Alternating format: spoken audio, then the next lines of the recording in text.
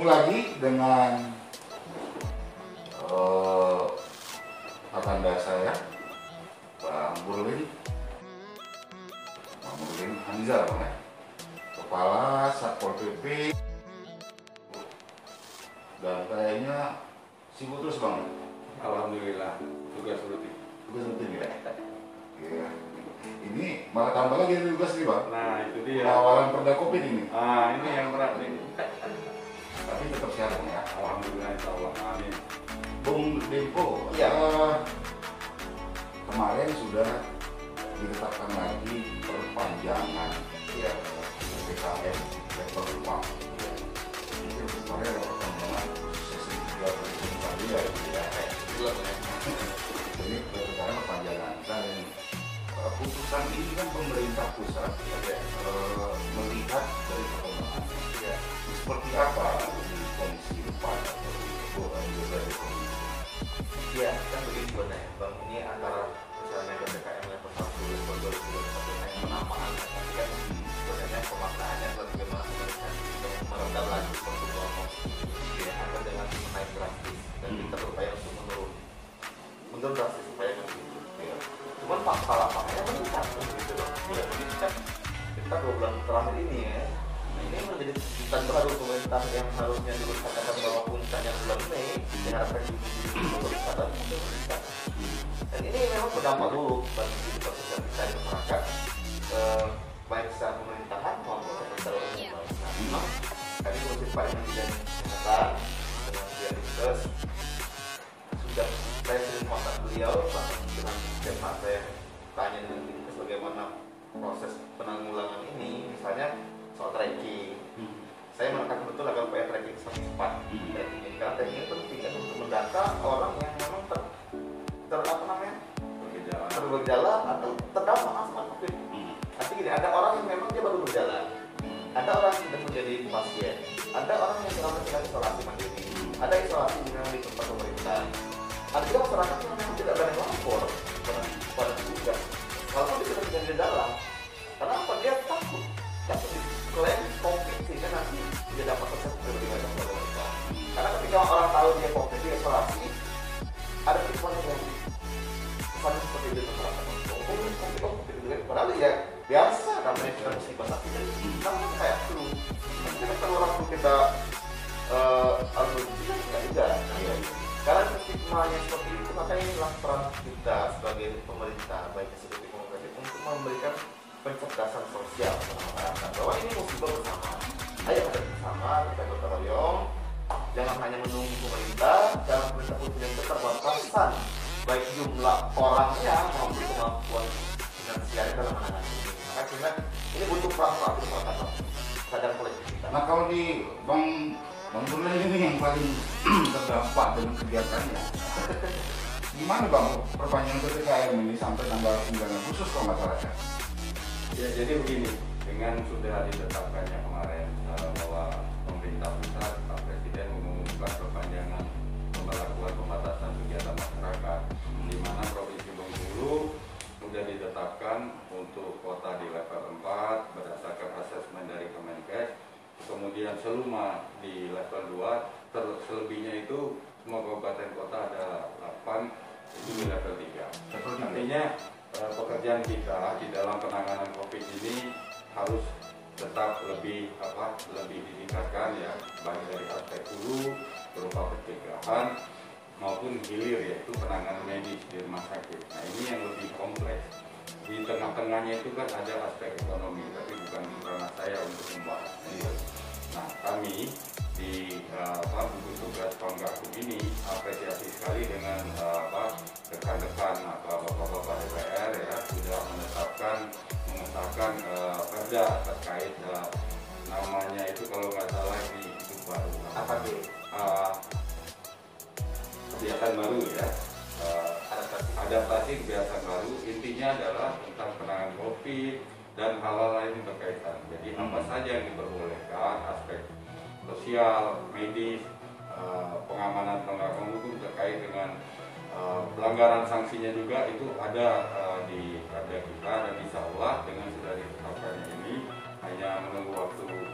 saja ya register dari Kemendagri semoga tidak lama lagi kita akan lakukan. Tentunya ini betul dikatakan host kita tadi Pak Husin ya.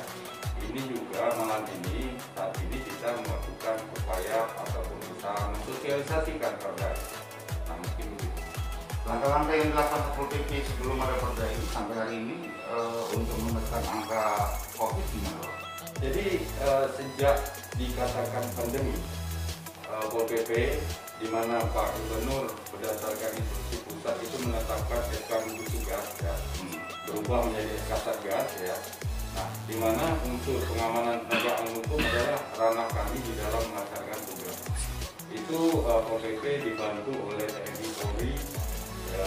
Jadi TNI itu di Bengkulu ini ada Angkatan Darat, dari POM Angkatan Darat, Lanal. Kalau Polri-nya langsung dari Polda, ya ada juga Primumnya, kemudian Kajati bergabung menjadi tim Pamgakum. Yang kami lakukan itu masih memperdomani Pergub nomor 22 tahun 2020. Seiring waktu dengan arahan dari pusat, dari Pak Kajati, Bu Kajati, Pak Polda, bahwa Pergub ini sifatnya administrasi. Jadi kita waktu itu mulai Februari Maret kita mulai menyusun perda ya, di tengah juga saya tahu persis teman-teman di DPR maupun eksekutif itu ada yang terpapar, jadi mengganggu penyelesaiannya ya. Lockdown juga berapa kali kita ya, saya tahu DPR itu berapa kali dikunci, tidak ada aktivitas. Nah tentunya dengan pengesahan ini kami nanti akan memperdomani perda. Jadi Pergub itu isinya banyak bersifat administrasi. Kalau kendala-kendala di lapangan ada nggak ikut ketemu apa?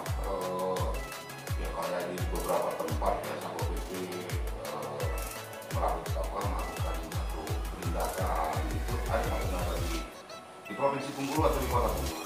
Ya saya pikir apapun yang kita lakukan kendala itu pasti ada. Tapi bagaimana kita menyikapi, dan kami saya selaku koordinator bidang Pamgakum dengan pengarahan langsung Pak Kapolda, Pak Dandrem, Pak Kajati dan Lanal dan Pomat itu selalu ditekankan bahwa dalam pelaksanaan tugas kita tetap tegas tetapi humanis ya.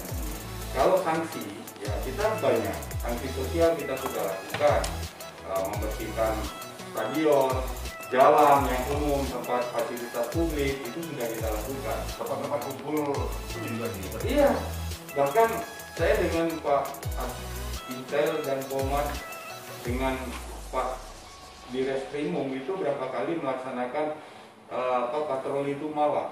Karena Pak di wilayah kota ini yang paling cenderung tempat berkumpul ya, rumah kota epicentrumnya di sini. Jadi kita sering menemukan anak-anak muda yang itu tadi mereka tahu ini pandemi, masker itu di bawah ada tapi tidak dipakai. Nah inilah persoalannya. Masker taruh di dagu. Di dagu, kemudian di kantong. Setelah kita itu ada Pak di motor atau di dalam. Nah ini kan sama saja tidak. Nah maksud kami virus ini lebih menyerang kepada daya tahan tubuh, terutama orang yang dengan penyakit bawaan lainnya atau orang tua. Nah, anak-anak muda yang masih sering berkumpul di tempat-tempat keramaian, ini kan mungkin secara fisik kuat, tetapi ketika pulang ke rumah dia mungkin membawa virus. Sekarang ini sejak diberlakukan PPKM, itu aktivitas pernikahan resepsi di kota dan beberapa wilayah itu hampir tidak ada. Tetapi kasus meningkat.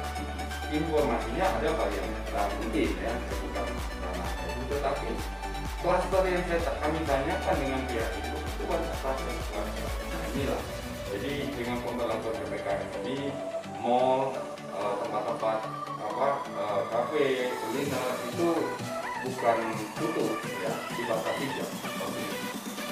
Sama PPP kita akan membedah bagaimana perda COVID ini bisa menekan dan bagaimana nanti Satpol PP juga bahkan menggunakan mandat daripada pelaksanaan perda. Ya, kembali kita ke dialog parlementer ya. Bung Limpo tadi kan bicara soal perda Covid. Iya. Misalkan Perda itu sudah disampaikan di paripurna, sudah diberikan dengan fraksi semuanya disahkan dan yang sudah digubernur. Sekarang tinggal menunggu nomor disahkan dari Mendagri. kenapa mesti harus ada perda? Kan ada aturan lagi. Iya. Secara ulang itu memang perda ini bisa menerapkan sanksi. Kalau bagus itu tidak diterapkan. Dan perda inilah yang bisa dibawa ke hukum, menunggu tindakan. Kalau dia diperlukan tidak tindakan. Nah, di dalam perda itu berapa nih? Ada kewajiban. Ya, makanya begini, di kemarin ketika diusulkan oleh pihak eksekutif, juga bisa diubah menjadi KPP, dan kemudian anak-anak dari kepolisian, dan media, bahkan dari dunia usaha, dan lain-lain. Masih kita menginginkan bahwa perda ini adalah sarana, bukan hanya fungsinya menindak, tapi adalah perlindungan. Perlindungan kepastian hukum masyarakat itu terutama dalam menghadapi wabah COVID ini. Saya begini, bagaimana masyarakat itu ketika terdampak COVID? Masyarakat kesehatan dan ekonomi. Kalau ada orang yang terdampak COVID itu orang tidak mampu bisa diisolasi, maka pemerintah itu berkewajiban memberikan asuransi dan dia selama dia berkarantina. Karena selama dia karantina itu tidak, maka dia membutuhkan pangan terutama untuk selama isolasi waktu itu. Maka itu mereka wajib menjadi. Kalau dia isolasi di tempat pemerintah, misalnya di tempat maka pemerintah menyiapkan untuk mereka. Sampai tempat. Nah, yang kedua, terkait vaksinasi. Pemerintah berkewajiban menyediakan vaksin full untuk masyarakat bagi yang bisa divaksin. Dan yang akan orang nggak bisa divaksin, mungkin berdampak pada kesehatan dia. Mungkin karena ada penyakit bawaan atau dia alergi dan lain-lain ini. Kemudian ini juga memberikan ketenteraman kepada masyarakat bahwa pemerintah punya andil dalam menangani ini. Artinya dia pertama menangani yang sudah terdampak, pencegahan dan recovery juga penting. Misalnya kejadian misalnya begini, ada konflik nih antara rumah sakit dengan masyarakat terkait pemulasaran jenazah. Iya, yang kejadian di buku-buku kemarin itu gimana tuh? Dalam perda ini diatur bahwa ketika pasien itu memang sudah dinyatakan dia positif COVID atau bergejala yang sudah mendekati COVID, maka itu dimakamkan sesuai dengan protokol kesehatan. Keluarga terlibat boleh, tapi sesuai aturan kesehatan. Bukan berarti juga semena-mena kan juga pemerintah itu misalnya COVID lalu di semena-mena juga ada persoalan baik dengan masyarakat, dengan keluarga. Intinya begini, perda ini bukan hukum, perda ini bukan memberikan sanksi perkara, tapi perda ini memberikan perlindungan. Nah, kata ya ini kan respon masyarakat. Ya. Apakah bisa perda ini mampu menekan angka Ya, kenaikan? ya. Inilah ikhtiar kita dalam rangka upaya mengurangi, memberikan perlindungan dan pencegahan dan menurunkan. Nah, kenapa dengan perda ini memang kita punya aturan? Misalnya masyarakat yang punya dunia usaha misalnya kuliner, maka dia diberikan aturan main. Dia menyediakan misalnya sama pelayannya wajib menggunakan masker. Itu untuk tempat usaha ya? Iya, misalnya tempat makannya selama ini mungkin kumpul di daerah ini satu meter. Nah, ini aturan. Kalau nggak diatur, maka sebenarnya aturan. Begitu misalnya pernikahan mungkin FOI gitu ya? ya mungkin undangannya yang wajib-wajib saja kan? Nggak usah pakai. Iya. Pakai edisi Iya, gitu kan? karena ngasih kotak, lalu ikut lalu tadi kurang. Ini juga bagus, dia juga sebenarnya kan begitu kan? Apalagi bagi jomblo yang kurang uang kan? Gitu bang. Tapi bukan itu nama itunya. Jadi ada perlindungan masyarakat. Nah, di perda itu ditekankan kan ada kewajiban pemerintah, Iya. kewajiban pelaku usaha, Iya. dan kewajiban masyarakat. Nah, yang banyak yang bertanya-tanya ini di perda itu ya untuk masyarakat apa aja gitu? Ketika kita menentukan masyarakat, misalnya wajib masker. Ini artinya dia kewajiban ya. Apa masyarakat? Ketika kita mengatakan masyarakat tidak mampu beli masker, maka kita wajib beli masker. Yang kedua, masyarakat itu ketika dia terdampak bergejala wajib isolasi. Iya. Bagi yang tidak bisa tempat isolasi, kalau sudah punya isolasi, Ini dia kan? wajibnya dia isolasi. Maka memilih dia isolasi di tempat pemerintah disediakan atau mandiri. Nah, kalau dia tidak mampu secara ekonomi, maka pemerintah wajib menjadi. usaha tersebut. Nah itu Pak. Kemudian dia juga mengatur regulasi tentang koordinasi. Itu pemerintah provinsi atau juga berlaku di kabupaten kota? Nah ini dalam peraturan nama yang itu kan berlaku di 10 Provinsi. soal teknis lapangannya tapi ada di pergub. Iya. Oh, ada nanti pergub untuk mengatur teknisnya kan gitu. Misalnya begini contoh misalnya. Bagaimana proses komunikasi antara provinsi provinsi dengan kabupaten kota? Kita ada aturan teknisnya. Tapi di perda ini diatur bahwa ada namanya koordinasi. Gugus tugas provinsi dan gugus tugas kabupaten kota. Iya. Nah, makanya kan sering juga contohnya. Nanti gimana kalau mau ada bikin perda? Nggak perlu bikin perda lagi. Kalau mau bikin perda nggak apa-apa, tapi disesuaikan. Iya. Iya, seperti itu. Kabupaten kota bisa menyesuaikan perda provinsi. Iya. Atau ya karena perda provinsi ini mengatur untuk provinsi Iya. nggak ada masalah Ada untuk hal yang dilakukan juga. tinggal menerbitkan pergub atau perwal. Perwalnya seperti itu. Bang Murlin, dalam konteks penegakan perda itu nanti, Bang Murlin udah tahu lah ya apa sanksi untuk pelaku usaha, untuk masyarakat kita. Gitu. Nah, bisa nggak disampaikan satu definisi di dalam perda ini mengatur dalam perda seperti apa? Baik, terima kasih. Jadi di dalam perda tersebut memuat kewajiban, hak, kewajiban, kemudian ada objeknya adalah orang perorangan atau pemerintah. Nah, orang perorangan itu tentunya ya kita inginkan apabila keluar rumah ataupun berada beraktivitas di tempat umum tidak menggunakan masker, berkerumun misalnya. Nah itu ada sanksi. Ya. Tapi kan tidak serta-merta kita langsung melakukan penyelesaian. Tapi sesuai dengan kondisi di lapangan, bisa saja untuk melakukan peringatan secara administrasi, teguran, ataupun memang sanksi. Sanksi ini kan ada denda, uang, ataupun kurungan. Ya. Ada. Kalau sanksinya gimana, Bang? Ada uang besarnya berapa? Katakanlah misalkan ada masyarakat tidak Iya. pakai masker, itu bisa sanksi berapa? Ada tahapan-tahapan. Ada. Dia tidak langsung denda uang atau penjara kan. Ah, Saya baru ketemu abang sekali. Oke. Dia nggak langsung dulu tuh peringatan dulu. teguran. Teguran. Itu ada kayak tilang gitu ya? Ada. Iya. Ada. Kalau ketemu lagi nanti ketemu lagi terus diulang lagi, teguran kedua baru diberikan sanksi dan sanksinya dua pilihan denda uang 50.000 untuk masker kan. Kalau ada usaha itu 3.000. Nah, pas dia melanggar, saya berusaha nih. Peringatan itu melanggar, dia melanggar maka yang terberatnya bisa begitu. Kalau masyarakat, yang paling berat itu yang paling besar sanksinya berapa? Kurungan. Ya, kurungan ada beberapa, saya lupa itu ya. Tapi tetap ada ya. Kita di dalam perda itu kan dikirim Ya. Iya. 3 bulan kalau nggak salah. Maksimal. Uang denda kalau dikirim itu maksimal 50. Ya. Tapi di dalam ini kalau nggak salah untuk pelaku usaha atau pemulasaran jenazah itu 5 atau 10 juta anggarannya. Saya lupa. Tapi kita bahas dulu apa besar atau intinya untuk pelaku usaha itu ya lumayan juga besar. Kadang-kadang kan itu ya kayak orang viral lintas ya pakai helm. Iya. Bilang gantengnya. Jadi orang kalau pakai masker bilang cantiknya, gantengnya ini takut dia. Nah sekarang dengan kondisi COVID ini juga tahu tidak namanya perda yang disahkan oleh Persop maupun DPRD itu namanya adaptasi kebiasaan baru. Iya. Nah kita yang beberapa waktu lalu tidak membiasakan memakai masker, sekarang kalau tidak masker dan keluar rumah, terasa ada yang sama dengan waktu kita pakai smartphone, handphone, ketinggalan tuh bisa langsung mengusir itu langsung balik ke rumah. Harus tahu. Nah begitulah dengan masker. Nah dengan lonjakan kasus yang cukup fluktuatif tapi tinggi, ya.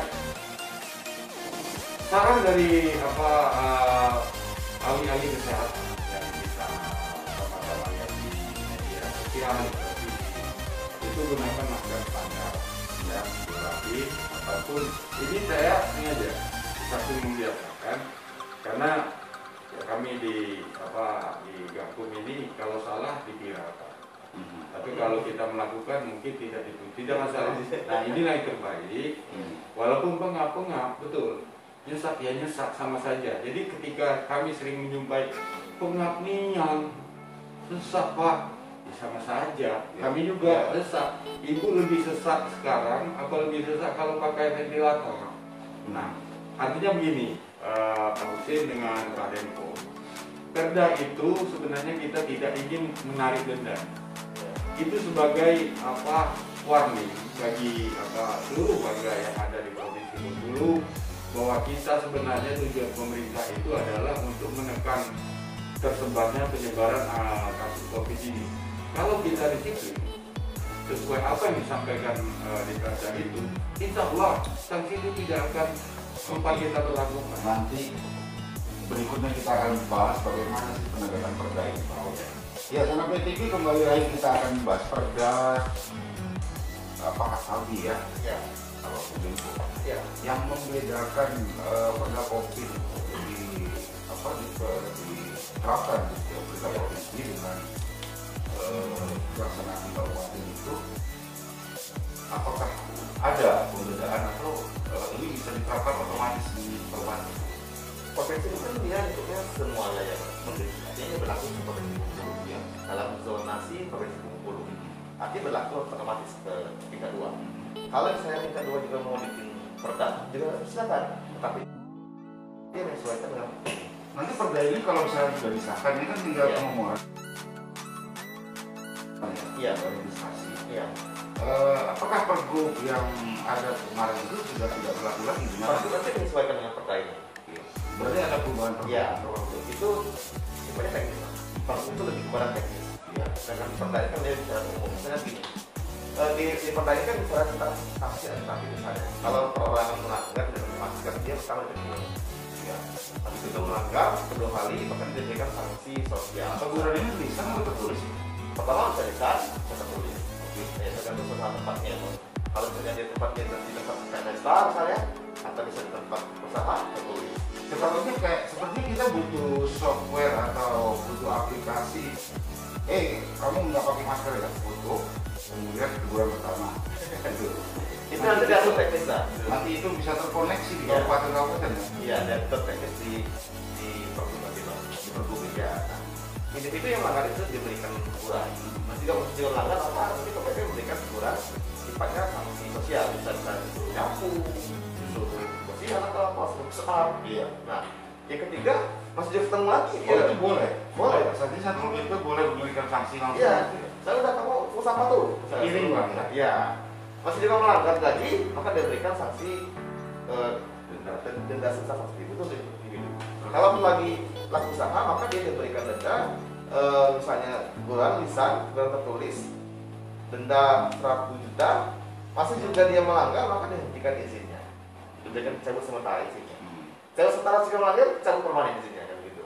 Artinya untuk pencabutan izin itu kan Ada kalau proses. dia diterbitkan oleh izin di Kota Bengkulu atau di kabupaten gitu. Iya. Gugus tugas merekomendasikan untuk cabut cepat. Oh. Tugas merekomendasikan untuk dibekukan sementara. Kalau masih berulang lagi, maka dia dibekukan permanen. Tetapi sebenarnya bukan itu nawa itunya perda ini, Pak. Nawa itu perda ini adalah perlindungan masyarakat dan memastikan masyarakat tidak terdampak COVID.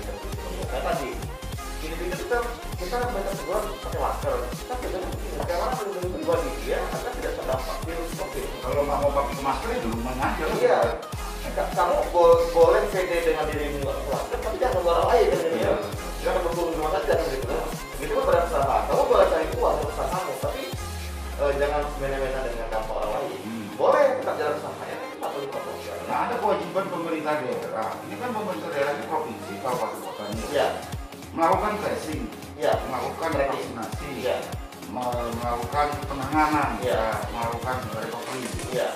Nah, kalau kita untuk menerapkan kewajiban ke masyarakat, kita pemerintah juga harus juga melakukan kewajiban baruan gitu. Kita punya hak. Iya. Kita begini, apa masyarakat akan melakukan? Ketika dia misalnya meninggal dunia dia, maka penyebut wajib mengantar jenazah itu ke tempat yang diinginkan oleh keluarga. Gratis. Tanpa biaya ambulan atau biaya apa segera. Kalau itu COVID, Kalau COVID, kalau COVID lain jangan gitu kan. Gitu. Yang kedua misalnya tadi untuk tugas memakai masker. Nah itu juga obat-obatan, penyediaan obat-obatan. Yang keempat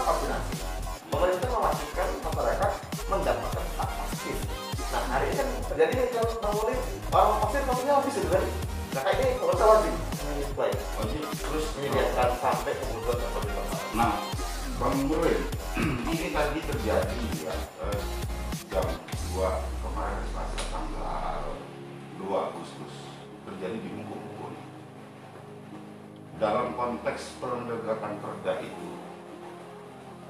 bagaimana pemahaman masyarakat, pemahaman keluarga ya yang meninggal dunia di rumah sakit Bungkulu itu, mereka di COVID-kan gitu ya.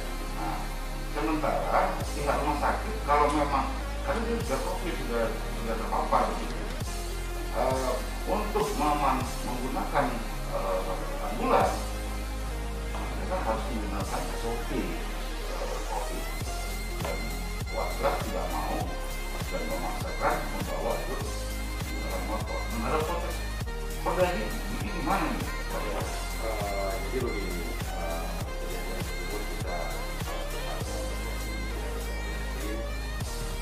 mungkin ada ini mungkin juga ada kelalaian di persoalan ini kan tentu harus dilihat dari aspek yang kompleks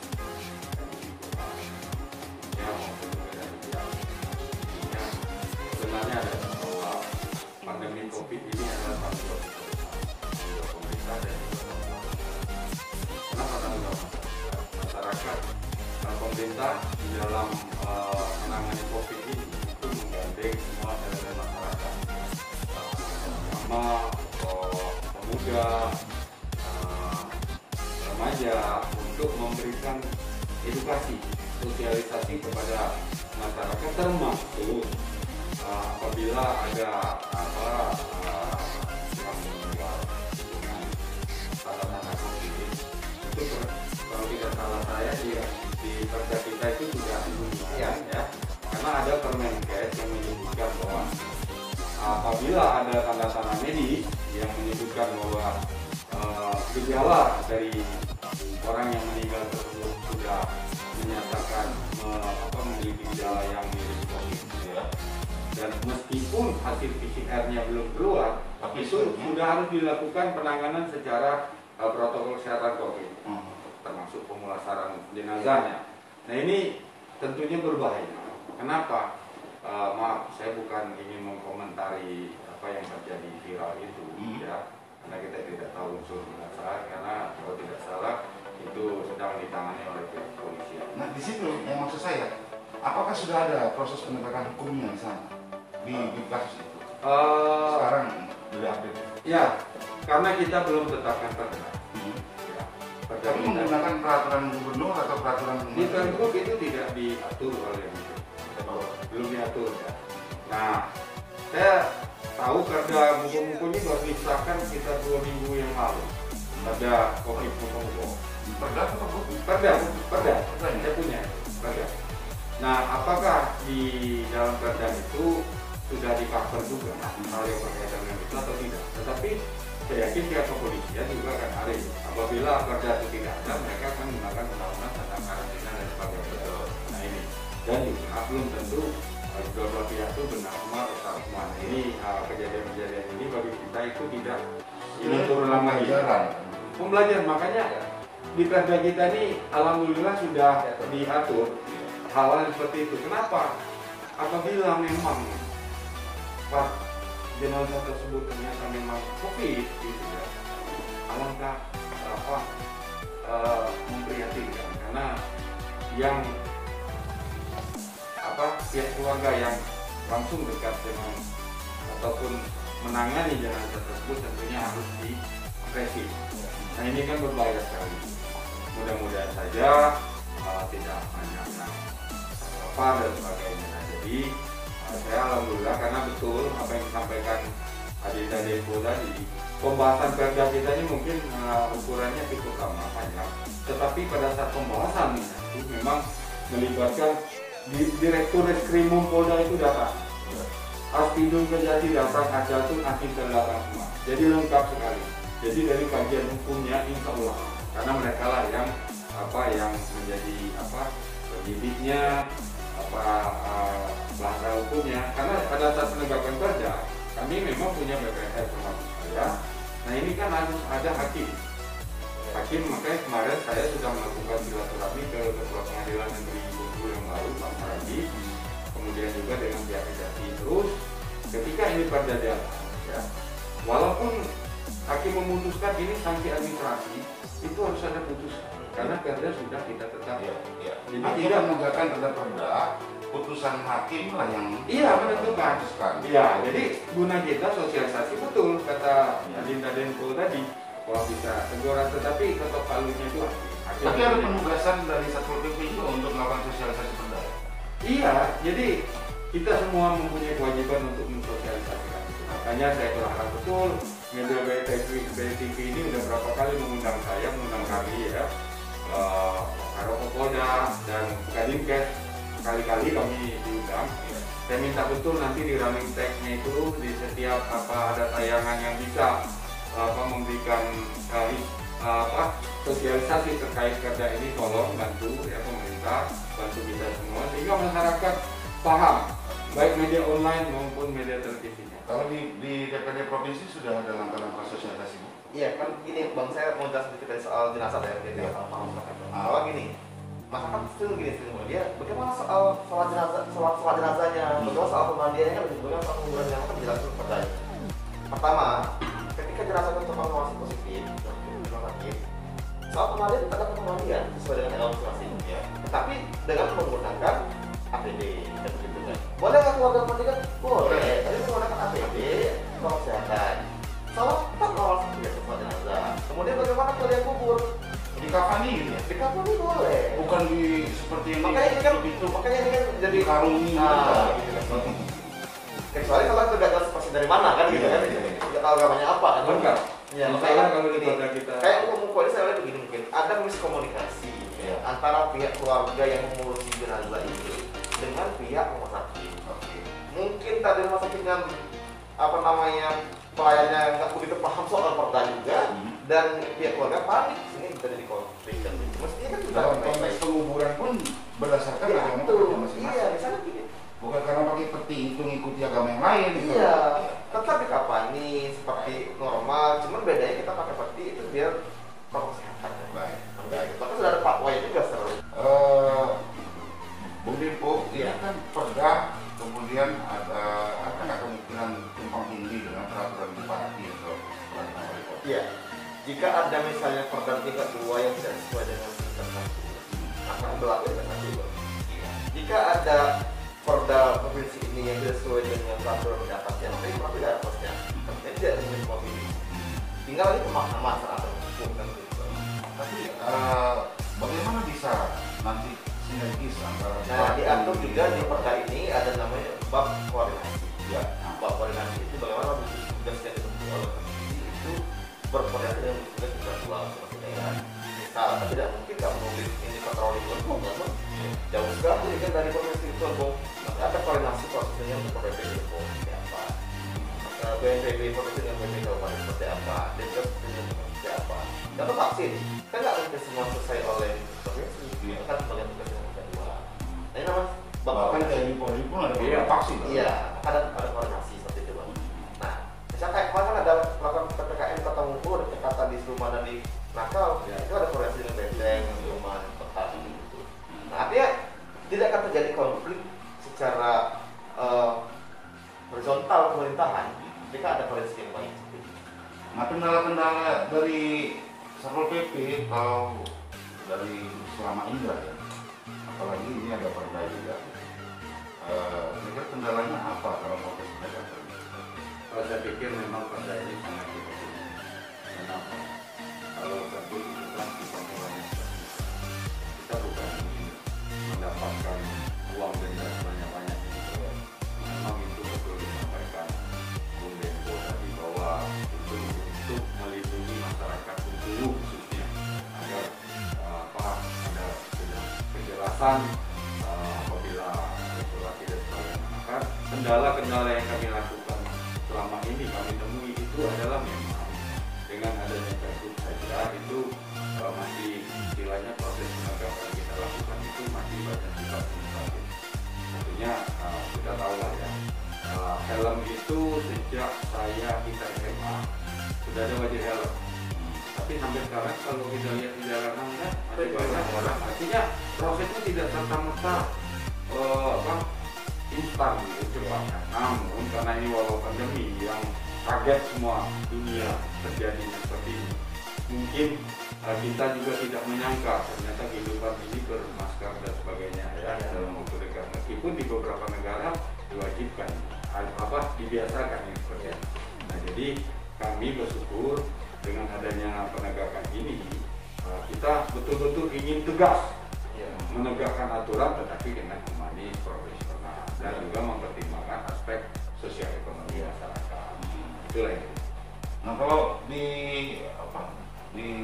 DPR sendiri dalam pembahasan atau apakah ada tindak lanjut dari perda ini melakukan koordinasi gitu ya? Katakanlah misalkan apakah nanti di Satpol PP atau di DPR berinisiatif memberikan kesepahaman, memberikan tingkat langkah teknis Satpol PP, kabupaten, kota, sama provinsi. Karena kalau untuk mengharapkan penegakan perda ini dari Satpol PP provinsi itu kurang. Agak kewalahan. Begini Bang, pertama kami sudah memberikan rekomendasi kepada gugus tugas agar gugus tugas itu bekerja secara kontinu dengan gugus tugas tingkat 2. Misalnya begini, memberikan pemahaman kepada badan usaha.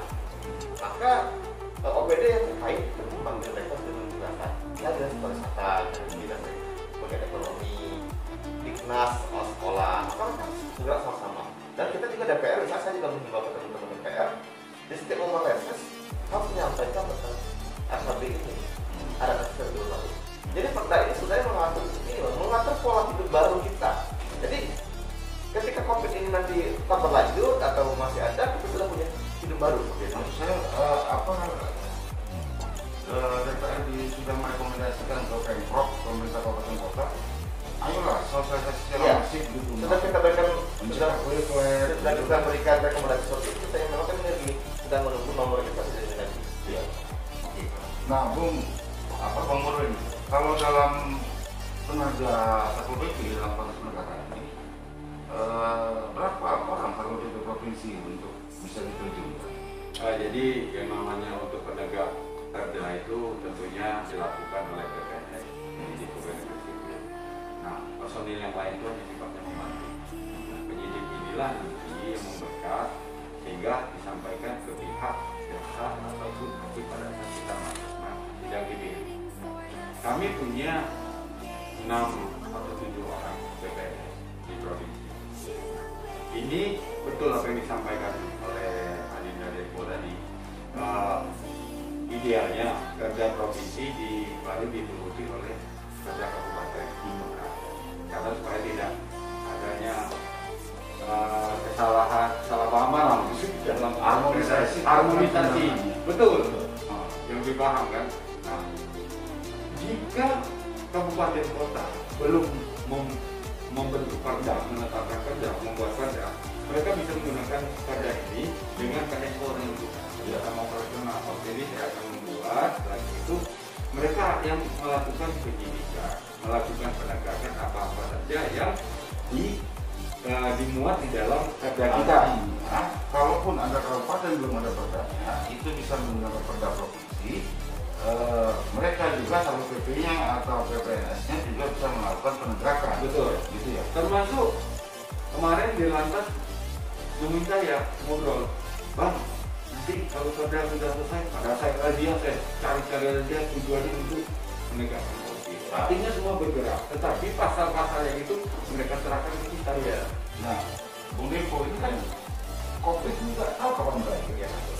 Di perda itu kan ada recovery ekonomi masyarakat. Ini bentuk-bentuknya seperti apa? Maka kan begini Bang, perda ini kan temanya sudah jelas, adaptasi kebiasaan baru. Ini hidup dengan pola kehidupan baru. Jadi kita tidak lari dari pandemi, kita nggak nyuruh di bawah kasur. Kita hadapi pandemi ini dengan kehidupan baru, Dengan cara baru, dengan cara baru. Misalnya apa? Pakai masker, nggak lagi berkerumun, jaga jarak. Boleh cara-cara misalnya acara, boleh, tapi jaga jarak, begitu loh. Yang kedua saya kalau tidak ada acara yang penting mesti pertemuan, cukup Zoom meeting kan begitu. Lebih efektif juga kan Bang? Nah kan begitu. Misalnya kita ketemu nih, nggak mesti langsung bisa video call-an kan begitu. Ya, artinya bisa juga melakukan Orang kan bilang kebesaran. begini bang, oh kita ekonomi terdampak berat karena COVID kan. Iya. Makanya perda ini mengatur itu. Iya, iya. Bahwa ekonomi tetap jalan, jualan tetap jalan, semua tetap jalan, tapi dengan kebiasaan baru. Misalnya sekolah nih, boleh nggak salah tatap muka? Boleh. Kalau selama ini mungkin satu meja berdua, jadi masing-masing kan begitu. Iya. Jadi ada kebiasaan baru gitu. Oke. Ini karena waktu kita juga, Bang Melek, apa harapan dari pemerintah daerah dalam hal ini, penegak daripada peraturan daerah? Harapannya dengan adanya perda COVID ini dan himbauan ke masyarakat kita seperti apa? Baik, kami di dalam melaksanakan tugas selalu mendapatkan arahan dari Kasatgas maupun wakil-wakilnya, yaitu Pak Gubernur, Pak Yandrek, Pak Kapolda, Ibu Kajati, bahkan Ketua DPR berapa kali ikut dalam kunjungan-kunjungan, itu meeting dan sebagainya. Artinya ini betul-betul termasuk Kabinda juga. Nah, Pak Gubernur jelas menugaskan kami tegakkan aturan tegas, tetapi tetap humanis dan profesional. Kita tidak serta-merta juga langsung ke pasar memasal tadi. Nah, artinya dengan adanya perda ini tidak akan berhasil kita untuk menekan angka COVID apabila tidak ada partisipasi dari seluruh komponen masyarakat. Nah, jadi dengan harapan yang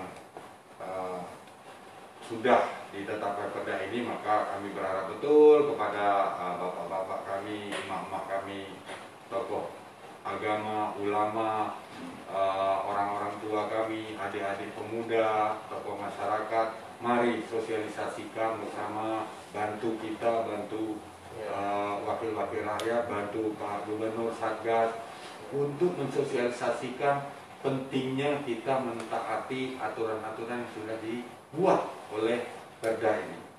Energi kita cukup besar saat ini untuk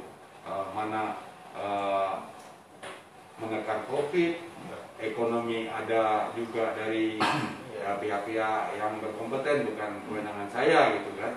Nah, jadi peran serta seluruh masyarakat dimulai dari pribadi, ya, kemudian keluarga, baru lingkungan. Nah, pastikan anggota keluarga kita untuk mematuhi protokol kesehatan. Dan bapak-bapak, emak-emak yang punya anak-anak, remaja dan lain-lain, tolong ingatkan betul. Karena saya sangat sering bertemu dengan mereka di lapangan, di luar. Mungkin dari rumah mereka pakai masker, tetapi setelah itu ya, maskernya dikantongi dan ya resikonya kemana? Orang tuanya. Karena apa? Saat ini klaster yang terbesar adalah klaster keluarga. Untuk resepsi pernikahan di Kota Bengkulu dan beberapa kabupaten udah hampir sebulan ini tidak ada. Artinya kalau kita bicara kemarin klaster pernikahan itu sudah tidak ada lagi. Ya, sekolah sudah daring. Artinya di mana letak klaster ini, itu klaster keluarga itu. Ya, anak pulang, keluarga pulang tanpa ini. Nah, jadi di Jakarta di mana-mana itu keluarga kita menyampaikan. Di antara mereka di rumah sudah memakai masker. Nah, ini. Jadi harapan kami, mari sama-sama kita dukung untuk tegaknya aturan yang ada dalam perda. Demikian atas segala dukungan warga masyarakat Bengkulu, kami ucapkan terima kasih. Baik, Bung Limput, harapan Bung Limput terhadap pemerintah daerah, terhadap pemerintah kabupaten kota, keluarga, dan himbauan dari DPR. Ya. Pertama, untuk pendapat kedua, tidak mesti repot-repot lagi dengan perda saja, dan makan waktu lagi kan. Yang kedua, kepada pemerintah provinsi khusus tugas, perda ini mengatur adalah soal pencegahan, perlindungan, recovery, dan penindakan. Tapi menurut saya lebih penting itu adalah pertama pencegahan dan perlindungan terlebih dahulu. Baru nanti penindakan terakhir. Tapi tekankan dulu pada perlindungan dan pencegahan dan recovery-nya itu yang penting. Apa recovery? Orang yang sudah terdampak, ayo diobati. Yang belum terdampak, kita lakukan pencegahan. Nah, kemudian untuk masyarakat, ini sudah ada aturan hidup baru. Ayo kita jalankan. Kalau sama-sama kita patuhi ini, insya Allah semuanya tetap berjalan normal. Jadi kita hidup dengan gaya baru. Emak-emak kalau tidak lebih penting ke pasar, bisa belajar online gitu kan di kota. Nah, ada yang bilang kami ini terlambat menikah bang gara-gara pandemi. Boleh menikah. Yang nggak boleh tuh rame-rame resepsi pernikahannya. Nikah kan itu cukup wali, calon dengan KUA gitu. Ya kalau ingin kita diisi akad bisa live nikahnya. Bisa live YouTube ya. Iya kan begitu. Jadi nikah Tujuannya kan mensiarkan pernikahannya. Yang nggak boleh terame-rame joget-joget organ-organan. Dan ini sebetulnya kondisinya membantu para jomblo yang terbatas keuangannya. Iya, gitu. Atau kalau nanti misalnya mau pestain, nanti bisa lagi kan gitu. Iya. Nah, Pesta boleh berkali-kali. boleh berkali-kali. Nikahnya sekali. Nikahnya sekali gitu. Yang penting kan nikah dulu kan. Nah, yang jadi problem ini, kayak bakal nikah apa bakal nikah kan. Iya. Nggak apa-apa nikah saja gitu kan. Iya. Yang nggak boleh tuh rame-rame pesta yang joget-joget nggak jelas itu. Kalau pun mau makan prasmanan nasi kotak gitu. Seperti itu kan. Sekolah pun boleh ketemu muka, tapi diatur mekanismenya kan begitu. Itu nanti akan diatur secara teknis oleh pergub atau perwal. Gitu. Nah, himbauannya gimana? Nah, ke masyarakat kita. Kita ke masyarakat pertama, jangan terlalu kita terstigma negatif dengan COVID ini. Ini kan wabah ya. Wabah ini kejadian di mana-mana, kita lagi bersama. Yang terdampak bukan cuma individu tapi semuanya, badan usaha, pendidikan, ekonomi, semua terdampak, Bang.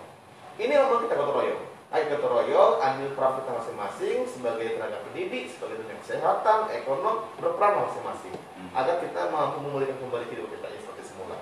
Dengan cara apa?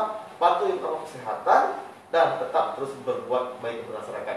Yang punya ekonomi lebih, inilah momen kita untuk sedekah. Ayo bantu teman-teman kita yang ekonomi kekurangan. Yang punya usaha besar, ayo bantu teman-teman ekonomi rendah. Oke. Sana BTP, COVID ini tidak tahu kita kapan berakhirnya. Kita harus mempersiapkan diri dari diri sendiri, dari keluarga kita, dan lingkungan kita. Perda jangan dilihat hanya pada sanksi, tapi perda untuk melindungi warganya, untuk melindungi kita semua. Dan kita harus tetap bangkit, tetap semangat, tetap optimis, memulihkan ekonomi kita, memulihkan imun kita, mempertahankan imun kita, dan harus tetap kita berpikir positif. Dan kami dari Dialog Parlamentaria akan kembali pada pembicaraan dan diskusi-diskusi lainnya. Terima kasih. Wabillahi taufiq wal hidayah. Wassalamualaikum warahmatullahi wabarakatuh.